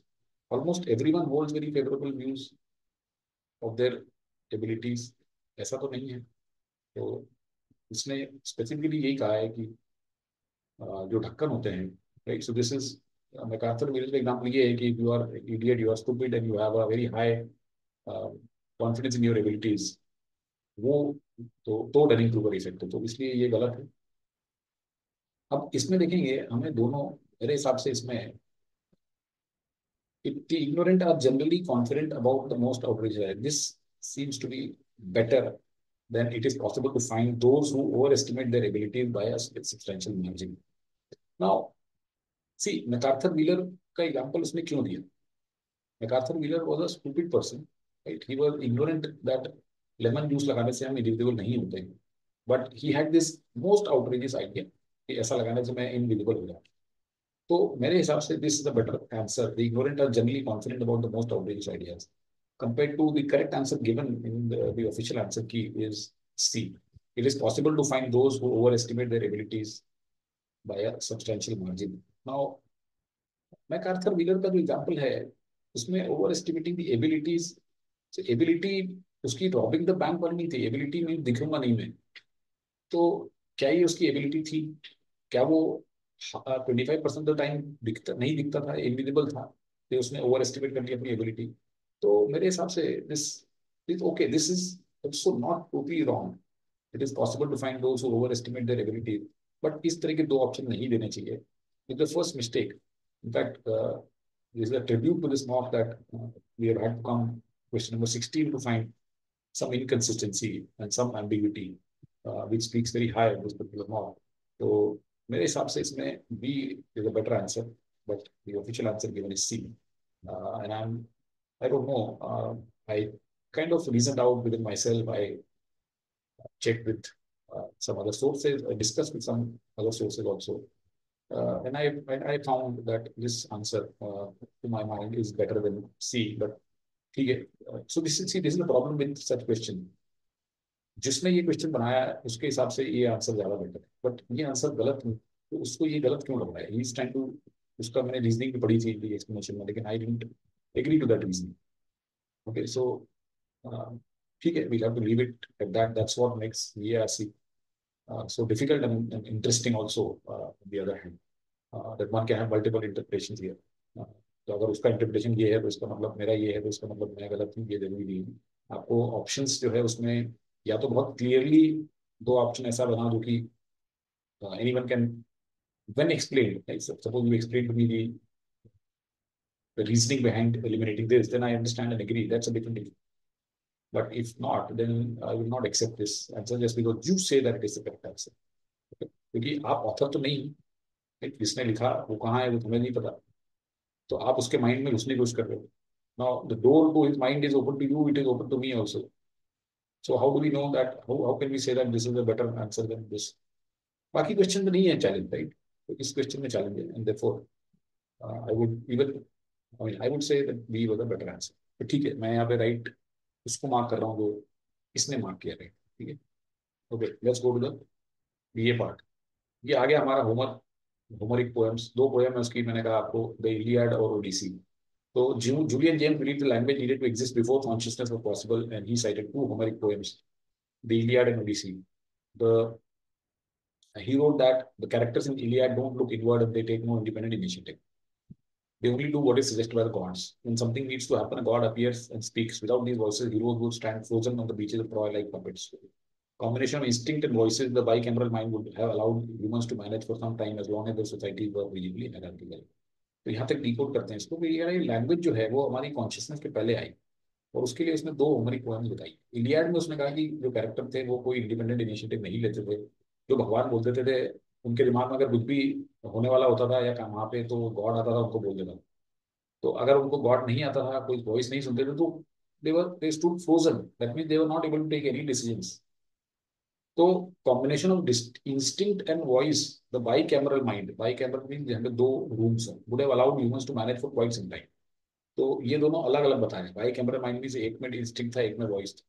जब तक उनकी society hierarchical थी, that means there was somebody to tell them what to do, तब तक तो ठीक है, लेकिन 3000 years ago in the breakdown of bicameral mind, bits of conscious mind would have come to awareness as the voices mostly died away. तो अब आपका bicameral mind breakdown हो गया 3000 सालों में, जब तक इलियाड आई, और that led to a more flexible way of coping with the decisions of everyday life. One better suited to the chaos that ensued when thoughts were silent. By the Odyssey, the characters are capable of something like interior thought. The modern mind, which is internal narrative and longing for direction from a higher power, appears. तो यहाँ पे ये कह रहा है कि देखिए, जो इलियाड थी उसमें वो लोग भगवान की इच्छा के बिना, इच्छा नहीं, उनकी वॉइस के सुने बिना कुछ नहीं करते, तो ये चल गया। लेकिन बाद में ये बाइक में ब्रेकडाउन हो गया, और अब लोग जो थे वो, जब when gods were silent, they did not hear any voice, then they were able to cope with the decision, and they were able to do something, और इंटीरियर थॉट उसमें आ गया। और बाद में they look for direction from higher power, not the voice but the direction. Julian James was of the view that characters of Iliad are conscious even though they are puppets of gods. Puppets of gods. Okay? Troy like puppets. While the characters of Odyssey were capable of introspection and taking decisions of their own. Hence consciousness cannot exist without knowledge. यहाँ पे ये क्यों लिखा है? Hence consciousness cannot exist without knowledge. ऐसा उसमें आया क्या? यहाँ पे तो इसने बोला है कि languages needed to exist before consciousness. Right? Now ये इसके बाद में यहाँ पे लैंग्वेज और कॉन्शियसनेस के बीच में इसने कुछ एक निश्चित नहीं बताई है, तो यहाँ पे एंड में तो कैरेक्टर तो इलियाड और कॉन्शियस इनफ इवन दो दे अपीयर, ठीक है, दैट्स ओके। तो इसमें बाय कैमरल माइंड की भी बात नहीं हुई है। ये तो चलो ठीक है कि कैरेक्टर तो रिसीवर केपेबल ऑफ इंट्रोस्पेक्शन, तो ये लेकिन गलत है, इसमें इसमें इस तरीके से, सही तरीके से इसका जो व्यू है वो नहीं आ रहा है। William James believe the character of Iliad were by and large very similar to the character की, तो उल्टा हो गया है, दे वर नॉट सिमिलर। यहाँ पे they look for direction in Odyssey, but there they look for the voice. उनको बिल्कुल एग्जैक्ट इंस्ट्रक्शन चाहिए, यहाँ पे इंस्ट्रक्शन नहीं, डायरेक्शन चाहिए, ठीक है। दूसरा, they look for direction from higher power in times of chaos. ये इसके लिए, फॉर इलियाड के लिए, not for Odyssey. Julian Jones believed the character of Iliad existed before the advent of knowledge, language, so there are no arguments in their stories, while characters are fully capable of speaking to the gods. ये सब बहुत ही ज्यादा distorted है, यहाँ पे no arguments, ये सब इसको बाहर कर दो। To assert that language precedes consciousness, Julian James cited the Iliad in which portrayal of characters suggested a bicameral mind, and Odyssey, the time of which the characters had gone to develop an internal narrative at the rate of modernity. This looks the best among these. Difficult question था, for the sheer length of the passage, the denseness of the passage, Iliad और Homer की, और ये जो ओडिसी है इसके बारे में, और प्लस ऑप्शन भी थोड़े लंबे लंबे थे, तो अगर आपके पास टाइम नहीं हो तो इस तरह के समरी को एंड में करना चाहिए, जब आपके पास में very very clearly you know that you got this much amount of time left. क्योंकि आपने अगर इसको बीच में पकड़ लिया और 3 4 5 मिनट वेस्ट कर दिया और सही भी नहीं हुआ, तो it's a pure wastage of time. तो इस तरह के लंबे पैसेज यहाँ पे बहुत सारे लंबे लंबे ऑप्शन हों, उसको हमें एंड में ही करना चाहिए जब हमारे पास टाइम बचे। This is my suggestion. Okay, so this is a odd one out. Sentences are small, surely can be looked at. So हम देख सकते हैं this accelerative thrust. Okay, we see here a chain reaction of change along sharply rising curve of acceleration. Okay, so rising curve of acceleration can be linked to this accelerative thrust, but situations also involve a separate dimension because it cuts across all the others frequently overlooked. But तो यहाँ पे contrast है, discovery, application, impact, discovery. We see here a chain reaction of change. तो discovery होती है, उसकी application होती है, फिर इम्पैक्ट ऑफ फिर डिस्कवरी, तो ये chain reaction keeps repeating. So 4 and 2 are linked, 2 and 1 are linked. So now we are left with only 3 and 5. The normal institution of industrial society can no longer contain it, and its impact is shaking up all social institutions.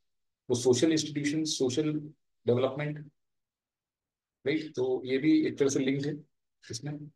तो हम कह सकते हैं कि यहाँ पे जो 3 है, but situations also involve a separate dimension which is frequently overlooked. तो but यहाँ इसके पहले का सेंटेंस मुझे नहीं मिल रहा है इसमें कहीं पे भी। I cannot find any sentence that will come before this, and therefore this will be right. Okay, so I would say this was moderate question, not difficult because sentences लंबे लंबे नहीं थे, और आपको connectives मिल गया यहाँ पे, accelerated thrust और acceleration मिल गया यहाँ पे, और ये चेन रिएक्शन मिल गया, तो 3 अगर सेंटेंस हमें मिल जाए और 2 बच गए तो things become simpler, isn't it? Let's look at the next one. Over these early years, ETV Telugu like Chandrababu Naidu flourished. Rao launched his ETV Telugu channel, which immediately started to broadcast early news bulletins about number of MLAs switching sides. Over these early years, he flourished. तो अभी तो यहाँ पे नहीं आ सकता है, it is too early. NTR's family members without exception aligned themselves against the patriarch. तो चंद्रबाबू नायडू ने अपनी जब ETV तेलुगु चैनल लॉन्च की थी आज से 20-25 साल पहले, तो इसमें आर्ली न्यूज बुलेटिन ब्रॉडकास्ट होते थे कि कितने एमएलए एनटीआर जो उसका फादर इन लॉ था उससे स्विच होके नायडू पे आ रहे हैं। तो ये एक क्लासिक कहानी थी इनकी कि एनटीआर वो द पेट्रियार्क एंड इसके जो सन इन लॉ था वो उसके एमएलए खींच के अपनी तरफ ला रहा था, और आर्ली बुलेटिन आता था ईटीवी तेलुगु चैनल पे। तो ये यहाँ पे तो नहीं आएगा NTR family members align themselves against the patriarch, तो एनटीआर के फैमिली मेंबर्स ही उसके अगेंस्ट हो गए। अब क्या यहाँ पे आ सकता है? Over these early years, Chandrababu Naidu like ETV Telugu flourished.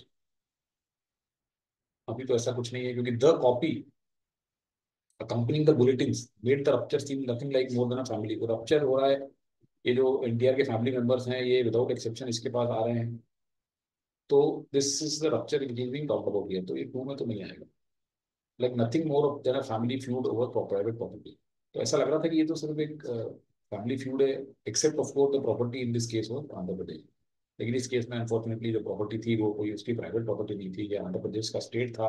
उस टाइम पे आंध्र प्रदेश और तेलंगाना सेपरेट नहीं थे। सो टू तक तो नहीं आएगा। Now we are left with कि या 3 में आएगा या 4 में। Over these early years, ETV Telugu like Chandrababu Naidu flourished. Private channels were prohibited from uplinking to satellites via this time. So the channel uplinked via Sri Lanka, then caught amidst a fierce civil war. Okay, so private channels were prohibited from uplinking to satellites at this time.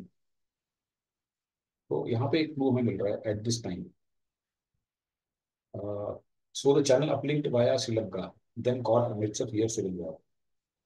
Over these early years, ETV Telugu flourished. Every day we used to record 8 p.m. news bulletin, Andhravani. By afternoon, send a flight person by flight to Chennai. Now we record. From here, there they would fly to Colombo, take a vehicle to the earth station. Now मेरे हिसाब से ये 3 या 4 दोनों में से it's very difficult to place it. Over these early years, ETV Telugu, like Chandrababu Naidu, flourished. Private channels were prohibited from uplinking to satellites from India at this time. So the channel uplinked via Sri Lanka, then caught amidst of fierce civil war. I think 3 is better. 3 is better because so the channel, right? This the channel के reference में हमें ETV Telugu पहले बनाना पड़ेगा। तो over the early years ETV Telugu flourished. Private channels were prohibited. ये reason बता रहा है from India at this time. So this explains this early years also. I think 3 is a better place to fit it. Okay, because 4 might become then too late for this. Difficult question, no doubt. I would say this is a difficult question because 3 or 4 में थोड़ा सा fight. Okay, another long summary. Honest confrontation is tough. Confrontation takes courage for many reasons, not the least of which is self-revelation. It requires. In a confrontation, we make a deliberate decision to reveal in an honest, straightforward way how something has affected us. We are always vulnerable when we reveal how we have reacted to something that has been said or done to us. Sharing reflection of what we are thinking, ponder, we believe protected, unprotected, angered, humiliated. Okay, so huge, बहुत बड़ा sentence, बड़ा paragraph है ये honest confrontation के बारे में कि आप किसी को कन्फ्रंट करते हो, इसके लिए बहुत सारा करेज चाहिए फॉर मेनी रीजंस। और इसमें एक इसलिए भी चाहिए बिकॉज इसमें सेल्फ रेवलेशन की जरूरत है। आप खुद को रिवील कर रहे हो तो you need courage to reveal yourself. जहाँ पे हम रिवील करते हैं in honest straight forward way, that mean this is how you feel like the other person. Suppose आप किसी को कन्फ्रंट कर रहे हो अपने बॉस को, okay, there is a subordinate who's confronting the boss that this is what you feel about the boss. It takes courage, even not just the boss but let's say your peer, your colleague, कि उसके किसी action ने कैसे आपको affect किया है, तो आप उसको अगर ऑनेस्ट स्ट्रेट फॉरवर्ड वे में बोलो। जनरली हम क्या करते हैं, हम डिप्लोमेटिक तरीका यूज करते हैं, स्ट्रेट फॉरवर्ड तरीका नहीं यूज करते हैं। वो यही बोल रहा है कि ऑनेस्ट कन्फ्रंटेशन टफ है, इसमें करेज लगता है। We are always vulnerable when we reveal how we have reacted to something that has been said और डन टू अस। जनरली लोग नहीं बताना चाहते कि कोई भी चीज हुई है तो उन्हें कैसे अफेक्ट किया है। Sharing a reflection of what we are thinking and feeling as we counter our reaction is a very intimate process. It means leaving ourselves unprotected as we tell the person we are confronting how they have hurt, angered, humiliated, insulted, or disappointed. If they cannot hear what we are saying without getting defensive and attacking us, we are vulnerable to their hostile reaction. और फिर अगर वो हम हमें attack करने लगे और defensive होने लगे, तो आप समझिए कि हम फिर वल्नरेबल हो जाते हैं एक और पॉइंट पे. If on the other hand they treat the information we've shared in a respectful way, and exchange can take place and self-revealing by both the confronter and the confrontant can lead to better understanding of each other. लेकिन अगर वो उस चीज को accept कर ले कि हाँ मेरी गलती है, या ठीक है आपने ऐसा किया किया आगे से हम ध्यान रखेंगे, इस तरह से अगर रिएक्शन हो तो दोनों के लिए अच्छा हो. Needless to say, we could hope for the latter response, then the latter response would occur, but the risk is there. And uncertainty another reason why we need courage to concern. So ये confrontation है कि अगर suppose करो कोई colleague से आपका किसी बात में कंफ्रंटेशन हो गया, कुछ उसने ऐसा किया जो आपको उसका क्रेडिट ले लिया, आपका क्रेडिट ले लिया सपोज उसने, you had an idea and the colleague took the credit for it in front of the boss and you were very upset about it. Now one way is to ignore it and feel yourself enraged और आप उसके against negative feeling लेके चल रहे हैं. दूसरा ये होगा कि आप ऑनेस्ट कन्फ्रंट करो, आप उसको बोलो कि आपने ऐसा क्यों किया. उसमें आप अपने रिवील कर रहे हो कि आपको ये चीज हर्ट हुई. So which means you are exposing yourself, तो इसके लिए भी करेज चाहिए. दूसरा फिर उसका क्या रिएक्शन होगा, सपोज वो डिफेंसिव हो जाता है और आपको अटैक करने लगता है, तो आपको फिर ये भी टॉलरेट करने का करेज होना चाहिए. तो अगर ये इस डायरेक्शन में नहीं गया, if let's say it is being shared in a respectful way, then it can lead to greater understanding of each other. Confrontation is of two types, honest and dishonest. इसको तो हम वैसे ही उठा के बाहर कर देते हैं क्योंकि dishonest confrontation नाम का कोई शब्द नहीं है. Honest confrontation makes our mind and body vulnerable and takes a lot of courage and risk as we open up to the person we are confronting about how they have angered and disappointed us. Okay, इसको रख सकते हैं. Body and mind थोड़ा सा गड़बड़ है इसमें. Makes our body and mind vulnerable. Body कैसे vulnerable होगी, ऐसा कहीं पे है क्या? I don't know whether this can be inferred. Makes our body, तो ये थोड़ा suspect हो गया. Honest confrontation is a straightforward, intimate process where vulnerable we reveal our feelings of our reaction to the hurt and anger caused by the person confronted. Courage is required not only for one to self-realize but also to deal with the uncertainty of how the confronter may respond. Okay, इसमें honest confrontation in straightforward, intimate process है exactly because we are vulnerable when we reveal how we have reacted. We share a reflection of what we are thinking and feeling. And also courage rely not only for is to self-realize but also to deal with uncertainty. ये भी बिल्कुल सही है, तो इसको रख सकते हैं. Honest confrontation requires courage for self-realization, uncertainty if the confronter may not respect us or understand our stance clearly. Okay. Now, which is better? Is D better or C better? D में क्या सारे point आ गए हैं कि it is a straight forward intimate process जहाँ पे हम vulnerable होते हैं, अपनी रिवील कर देते हैं आवर फीलिंग्स ऑफ और रिएक्शन टू द हर्ट. ये बात इसमें नहीं है. And anger caused by the person. So this describes that process in a better way. यहाँ पे सिर्फ बताया कि it requires courage. Is that not the idea? The idea is not just that it requires courage. Yes, this is one of the major points. One of the major points is कि honest confrontation requires courage for two reasons: for self-realization and to bear the uncertainty. लेकिन so therefore this is a part of the whole thing. यहाँ पे ये part यहाँ capture हो गया है, courage is required only for not only for this, और यहाँ पे बाकी का vulnerable वाला पार्ट, इसलिए सी becomes a better answer. Again ये आप शुरू में छोड़ सकते थे, एंड में कर सकते थे.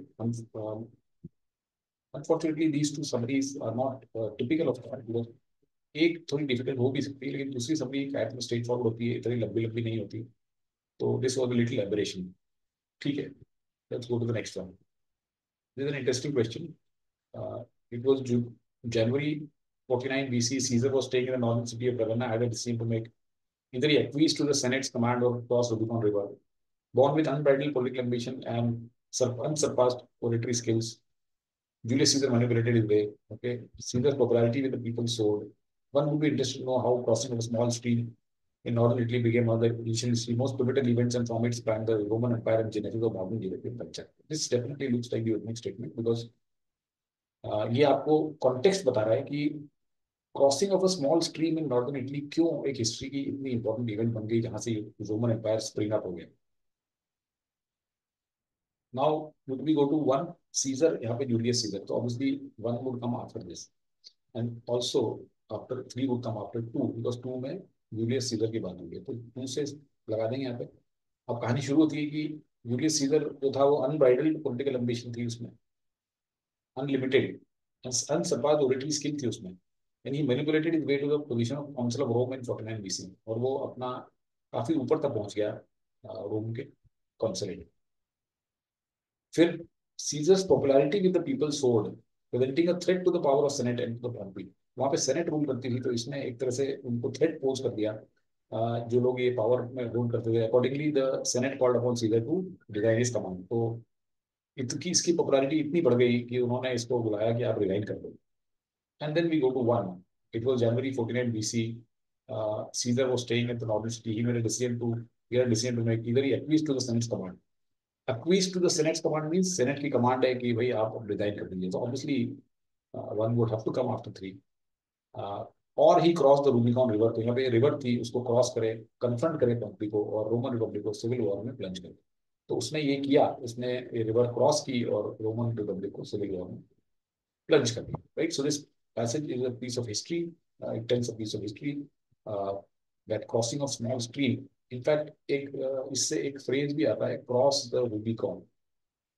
You can Google and find it out, इसके बारे में आप पढ़ सकते हैं।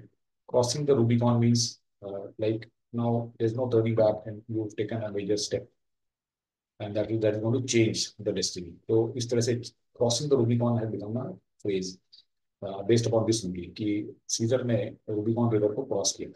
सो फोर से स्टार्ट करके टू पे चले गए, फिर थ्री, थ्री में बताया कि सेनेट में उसको कमांड किया गया, प्रिवेंट कर दीजिए। उसमें उसके पास दो ही ऑप्शन थे, या तो कमांड वो एग्री कर लेता, एक्सेप्ट कर लेता और रिजाइन कर देता, या फिर रूबिकॉन रिवर क्रॉस करके लड़ाई करता।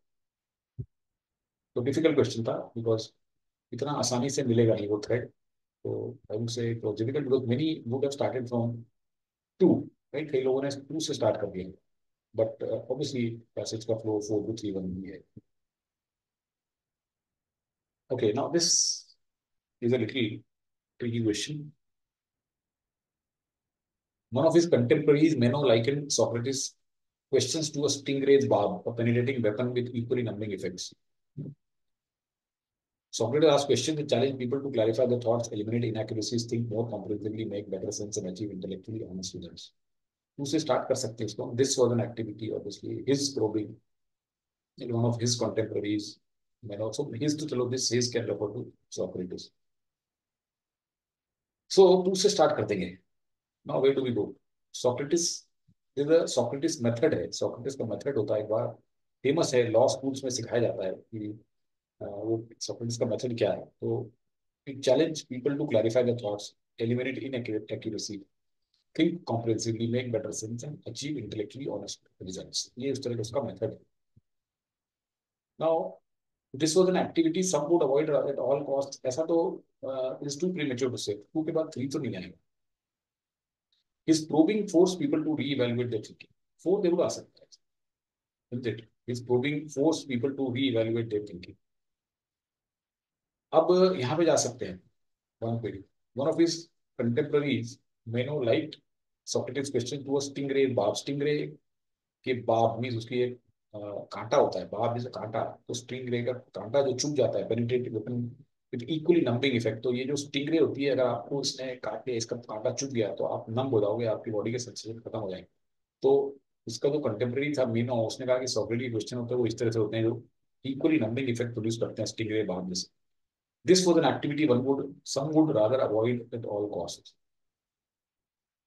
Now three, he forced people to reevaluate their thinking. Was this an activity some would avoid at all cost, or ये जो स्टिंगरे बाप का जो बाप है that would avoid? So I think stingray का बाप people would want to avoid at all costs, not really reevaluating their thinking. तो मेरे हिसाब से 2 4 1 3 made a better sense, but इसने यहाँ पे आंसर दे रखा है 2 1 4। ओके, सो अब इसको 2 1 4 3 को एक्सप्लोर करते हैं। Socrates asked questions, one of his contemporaries, ठीक है, his probing forced people to reevaluate यहाँ पे हम numbing effect बोल रहे हैं, और his probing force people to reevaluate, and then he is linking this was an activity people would avoid. So 2143. Okay. Now let's look at another one. Suppose 2 के बाद में हम चले जाते हैं 4 पे. ओके, 4 पे तो चले गए. 2 4 then 3 and then 1. Why not this? कि Socrates asked questions that challenge people to clarify their thoughts. His probing forced people to reevaluate their thinking. This was an activity. That means re-evaluation of their thinking was an activity some would rather avoid at all costs. And one of his contemporaries likened these questions to stingray bar. इसमें क्या problem? अगर ये हम लिख रहे हैं suppose, तो इसमें क्या प्रॉब्लम? राइट. सो मुझे 2 4 this was an activity. So numbing effects, right? This was an activity people would avoid. Okay, चलो, somebody might nitpick and say कि ये this was an activity, does it really relate to this? तो चलो ठीक है, इसको हटाओ, चलो ठीक है, let's take this off. But what about this 2431? Socrates asked questions, he's probing force people, this was an activity, right? One जो है एंड में आ जाएगा, क्योंकि इसमें वन को इसमें बीच में लगा दिया. In fact this is a much better paragraph, isn't it? One of his contemporaries likened his questions to a stingray bar. So anyway, in a nutshell, not a very good question because it was ambiguous. Correct answer में 2143 दिया है, मुझे 2431 ज़्यादा better लग रहा है. This is the correct answer. So we can call it an ambiguous question. Right? So this is the second example of that. Yet when we dig into deeper into Matsui background, other puzzles emerge. So Matsui लिखा कौन है Matsui? ये general Matsui इवाने है, तो यहाँ पे तो आएगा नहीं ये, यहाँ पे भी नहीं आएगा. So these two can definitely eliminate. The defendant was general Matsui, यहाँ पे भी आएगा नहीं. Yet we dig deeper, other puzzles emerge. ऐसा तो नहीं है. For Iris Chang, author of this guy Matsui's words summed up, तो यहाँ पे भी नहीं आएगा. फोर्थ में आ जाएगा ये. Yet when we dig deeper, other puzzles emerge. He was the son of a former samurai, fourth marriage. Now, after doing this, and after finding that if fourth पे आएगा, I went to Google and tried to read this original. Then, to my surprise and disappointment, I found कि ये जो passage है, इसमें उसने 2 3 line ऊपर से गई उठा ली, फिर बीच का गायब कर दिया, फिर 2 लाइन उठा ली. और ये जो सेंटेंस है एंड में, बिकॉज जब मैं इसको पढ़ रहा था तो I could not also relate yet we dig deeper, other puzzles emerge. How could this be a puzzle to that extent? He was the son of a former samurai and Confucian scholar and shared his father's deep interest in Chinese culture. बाद में ये paragraph पढ़ के समझ में आया कि इसके बाद तो कहानी है, and that was really puzzling. ये क्यों इस तरीके का निकल गया? वो यहाँ पे बेसिकली बताया जा रहा है कि जापान और जो चाइना का जो वॉर था उसमें despite the massacre they were trying to justify कि क्यों ये पर्टिकुलर जो वॉर था ये चाइनीज लोगों के लिए बेटर था. राइट. तो इसमें यट देवर सेवरल पजल्स, यहाँ पे ये सेंटेंस समझ नहीं आया था, बाद में पढ़ के समझ में आया. तो इस तरह के I am saying this is, इस तरह के ये लोग क्वेश्चन बना देते हैं आधे अधूरे कहीं से भी निकाल के, and they expect people to make sense of it. It is stupid. तो यहाँ पे 4 के अलावा कहीं जा नहीं सकते हैं. But this is not a very good question again. Okay, last one. It suggests some of the outer limits within which humans operate. There is a possibility that many reputable astronomers, yet the biological science are developing, the balance may tip within. कौन सा balance? We need to figure out which balance. Research into communication may be extremely useful, but when man makes contact, in the meantime, dolphin research. ठीक है, इसको 4 से start कर देंगे. Research into communication between man and dolphin may prove to be extremely useful when man makes contact with extraterrestrial life. This is a possibility that many reputable astronomers regard as almost inevitable. ऐसा होगा ही होगा. जब हम extra terrestrial लोगों से contact करेंगे तो हमारे और डॉल्फिन के बीच में जो कम्युनिकेशन है वो यूजफुल हो सकता है. In the meantime, dolphin research is yielding new data on the way in which men's sensory apparatus differs from animals. It suggests, so this data suggests the outer limits that within which humans can operate. Feelings, mood are not available to man because of it. Biological makeup can at least be fixed. ये जो balance की बात हो रही है, yet biological sciences are developing so rapidly that balance, ये balance कहीं नहीं है इसमें. तो आप अगर ये नहीं भी ऑर्डर में लगा पा रहे हैं तो you should look for which is the balance he talking about. And when we find that there is no balance that is being talked about here, and therefore 3 becomes the odd one. So that's it.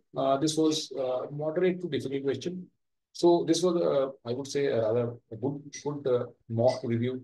I quite found quite interesting the passages, choice of passages, barring of course one or two questions and inconsistencies which we had looked at. This was one of the most well balanced mocks that have come out this year, I think. So that's it for today.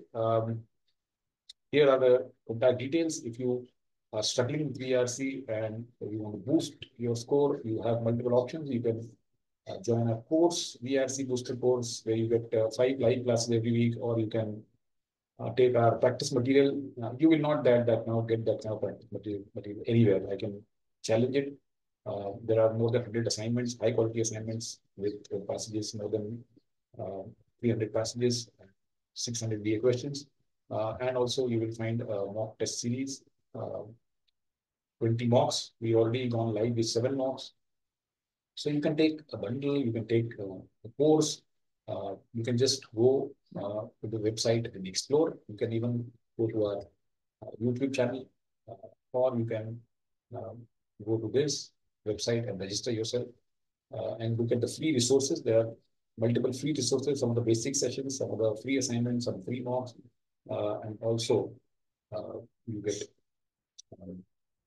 free CAT previous year's question papers of the ERC, along with detailed video explanations. So that's it. Thank you so much. See you soon.